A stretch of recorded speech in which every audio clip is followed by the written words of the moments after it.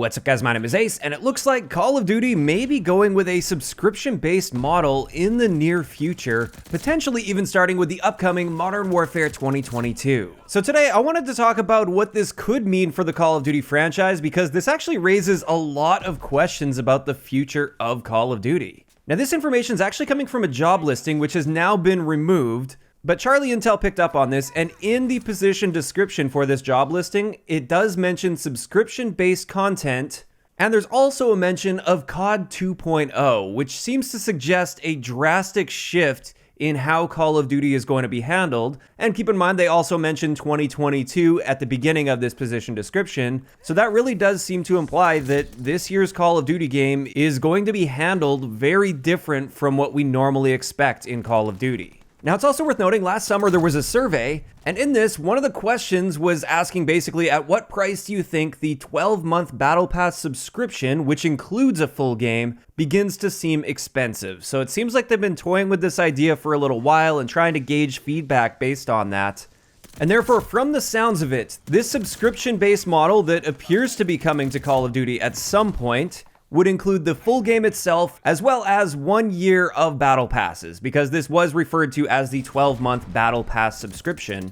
And honestly, this just seems like the logical next step that they would take with battle passes, because in the past, back when we had to buy individual DLC packs for our Call of Duty games, you could also buy the season pass right up front, or I believe you could buy like the deluxe version of the game or whatever they called it, and this would give you the full game plus the season pass, which gave you access to all of the DLC packs throughout the year.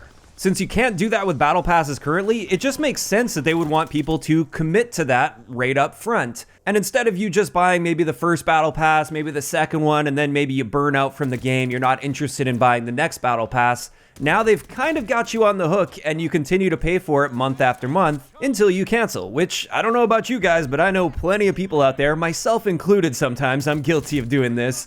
I'll sign up for a subscription service and then I just forget to cancel. I stop using that service, but I just never get around to canceling it, or I use it very infrequently, not enough to really justify paying the subscription, but I'm straight up too lazy to cancel it. And therefore, I do think having this sort of model is likely to increase their revenue quite a bit. And the nice thing about this as well on the business side for them is it would give them a much more consistent revenue stream across the entire year, rather than just revenue boosts every time a new Call of Duty launches, as well as every time a new Battle Pass launches, with that fading out as the year goes on for a Call of Duty game. On top of this, I feel like this is going to be a way for them to get consistent revenue from a lot of the more dedicated Warzone players as well, because as of now, it's completely free to play. I'm sure a decent portion of them do buy battle passes on a consistent basis, but at the same time, I'm sure there's a lot of Warzone players that just don't spend any money on it at all. It's a completely free to play experience. So offering a subscription-based service like this with a fairly low monthly cost may also capture a lot of those free-to-play Warzone players and get them a little bit more involved and get some money out of them as well. Now, on the consumer side of things, I think they're going to have to sweeten the pot a little bit with this in order to really capture a lot of people with their subscription service. So I would hope that on top of getting the current Call of Duty game included with your subscription, as well as every battle pass for the year, I would hope this would also cut down on the total price, so we'd be saving money in the long run compared to if we were to buy the game on its own and then each individual battle pass after that. And then on top of that, I would hope to see exclusive cosmetic rewards or more consistent cosmetic content for those that are subscribers. Because if this is a monthly subscription, you would expect to get at least something every single month. It would be kind of weird to be paying a monthly fee, and some months you get something and other months you get nothing for that. So that would be another expectation I would have with a monthly subscription service for Call of Duty. And one other feature that I thought of that I feel would be amazing for a subscription service in Call of Duty would be to have the ability to consistently earn CoD points by playing the game and completing challenges.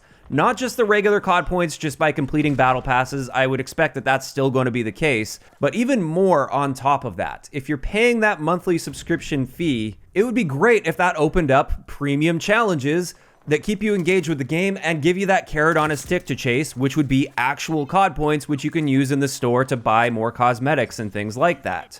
And when we look back to Call of Duty Elite from Modern Warfare 3, this doesn't seem too far-fetched to have something potentially like this. Back in those days, if you were an elite member, you can compete in various events for real life prizes. They would actually send out prizes in the mail if you or your clan came out on top when it came to various challenges in the community. So it's not completely unprecedented for them to really give back for people that are subscribing to something, and I think this would be an awesome selling point for a subscription service to Call of Duty. Now, a couple things that I really hope don't change with a subscription-based service is I hope every map that's added to the game is going to still be free for everybody that owns the game.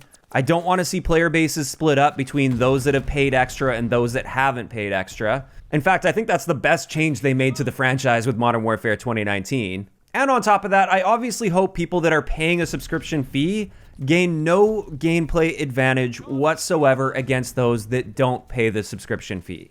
I want them to maintain a balanced and fair experience in that sense, where you can't just pay for a gameplay related advantage, and instead I hope everything is cosmetic only. Now, having said all of this, I think there's potentially a different route they could take with a subscription-based model, and there have been sort of light rumors in the past that something like this could happen with Call of Duty, although I don't really take them to heart too much, since they didn't really seem to have a whole lot of evidence to support it. But what if Call of Duty is actually going free to play for multiplayer as well, with a subscription-based model for all cosmetic content? Something like that would be a very drastic change to how they're handling Call of Duty. Definitely enough to call it Call of Duty 2.0, which is what we saw in that job posting. So I think it's important to at least mention the possibility of something like that happening at some point in the future. Now, do I think that would happen with this year's Call of Duty game? No, probably not. I wouldn't expect that. But who knows, this may be sort of the testing ground to ease people into a subscription-based model, and then maybe a few years down the road, we will see something like this happen. At the end of the day, this job posting that mentioned a potential subscription-based service really just raises a ton of questions, and they could go in a wide variety of routes with a subscription-based model. And assuming they do go with a subscription model for Call of Duty, it'll be interesting to see how that interacts with Xbox and their Game Pass, especially since everything seems to be on track with Microsoft acquiring Activision. Perhaps they'll include that as one of the Game Pass benefits. If you get Game Pass, you also get a free Call of Duty Plus, or whatever they want to call it, subscription. That would be very interesting to see, and that'd be a great way for Microsoft to really increase Game Pass subscriptions as well. In either case, this is where I want to hear from you guys in the comment section below. First up, what do you think about the idea of having a Call of Duty Elite or Call of Duty Plus type of a subscription model? And if there is a subscription model for Call of Duty, what kind of benefits would you like to see out of this subscription model? Just let me know all of those thoughts in those comments down below. If you enjoyed the video, a like rating is always appreciated, and don't forget to subscribe for more if you haven't already. I'll talk to you guys next time.